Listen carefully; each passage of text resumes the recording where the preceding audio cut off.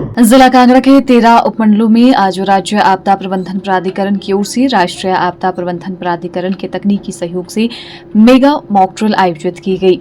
जिले में रिक्टर पैमाने पर 8.0 की तीव्रता वाले भूकंप के परिदृश्य का अलर्ट जारी किया गया।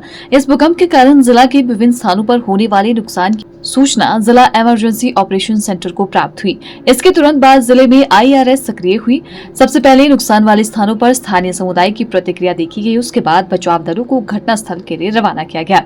अतिरिक्त जिला दंडाधिकारी कांगड़ा शिल्पी वेक्टर ने बताया कि आज मेगा मॉक ड्रिल आयोजित की गई है। उन्होंने कहा कि जिला कांगड़ा में यदि सच में भूकंप के कारण ऐसी स्थिति उत्पन्न होती है तो उसमें लगभग 3,15,000 के करीब आबादी प्रभावित होगी और लगभग 50,000 कैजुअलिटी को ध्यान में रखते हुए हमने सब डिवीजन कांगड़ा की 4 सबसे वर्नेबल साइट्स चुनी थी जहां मैक्सिमम डैमेज हो सकता था।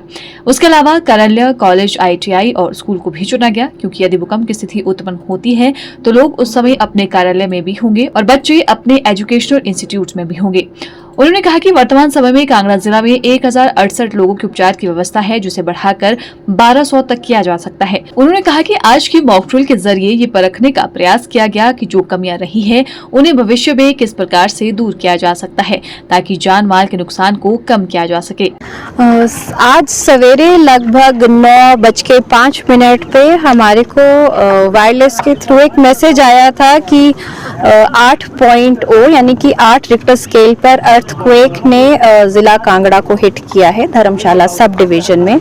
उसके उपरांत हमारे कम्युनिकेशन चैनल्स फेल हो गए हैं और हमने उसके उपरांत अपना जो ऑपरेशन है ये 9th मेगा मॉक ड्रिल उसको शुरू किया था।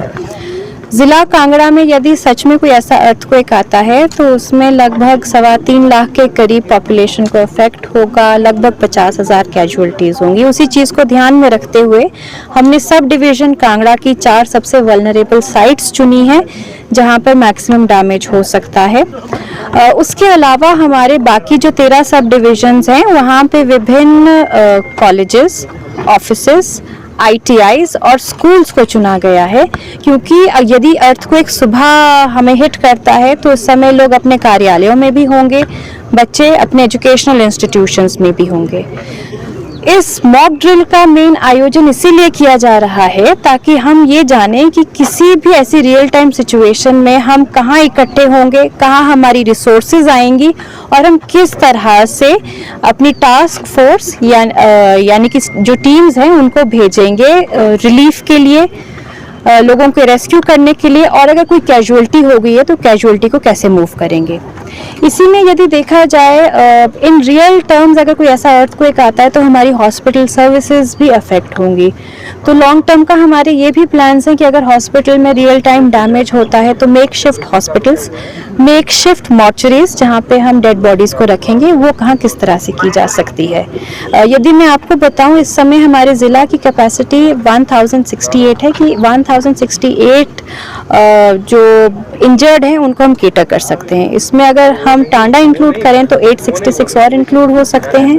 अगर हम इसमें पपरोला आयुर्वेदिक हॉस्पिटल को इंक्लूड करें तो लगभग 400 और बढ़ेंगे यानी कि 1200 से हम इंक्रीज करेंगे, और मिलिट्री हॉस्पिटल योल को अगर हम इंक्लूड करते हैं तो 200 और हमारा होता है। यदि इसके ऊपर हमारे पास कोई इंजर्ड आते हैं तो हमें मेडिकल कॉलेज हमीरपुर और पठानकोट तक की फैसिलिटीज़ को भी इन्वॉल्व करना पड़ेगा। आज जो हम कर रहे हैं यहाँ पे ड्रिल, उसके बाद हम ये देखेंगे हमारी क्या कमजोरियाँ रही हैं, क्या कमियाँ रही हैं और भविष्य में उन कमियों को कैसे सुधारा जा सकता है। ब्यूरो रिपोर्ट, चैनल 9, धर्मशाला।